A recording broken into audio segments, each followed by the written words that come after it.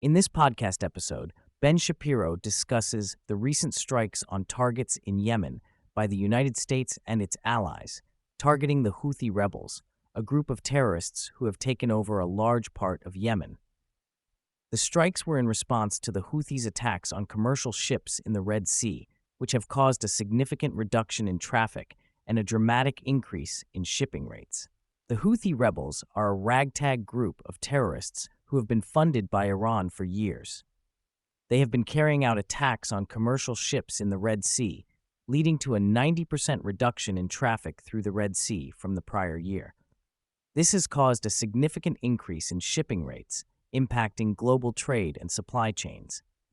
The recent strikes on Houthi rebel targets in Yemen were a telegraphed punch designed to deter the Houthis from further attacks.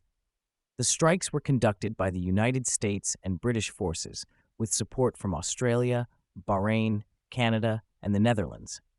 The goal of the strikes was to send a clear message that attacks on commercial vessels and the freedom of navigation in critical waterways will not be tolerated. The Houthi rebels have been using child soldiers and have been recruiting children into their military ranks to fight in the country's civil war. This is a violation of international law and demonstrates the brutality of the Houthi rebels. The conflict in Yemen erupted in 2014 when the Houthi rebels descended from their northern enclave and took control of a large part of Yemen. The Saudi-led coalition entered the war in early 2015, leading to a devastating civil war that has resulted in hundreds of thousands of deaths. The Biden administration's approach to the conflict in Yemen has been criticized, as they lifted the designation of the Houthi rebels as a global terrorist organization and suspended terrorism sanctions on the group. This move was seen as a reversal of the Trump administration's policies and has been linked to the recent escalation of attacks by the Houthi rebels. The podcast also discusses the broader implications of the conflict in Yemen, including the involvement of Iran and the impact on global trade and supply chains. The actions of the United States and its allies in response to the Houthi attacks are seen as a crucial step in maintaining the freedom of navigation in critical waterways and holding malign actors accountable for their actions. Shapiro then delves into the challenges facing the Biden administration, particularly in relation to the border crisis and the economy.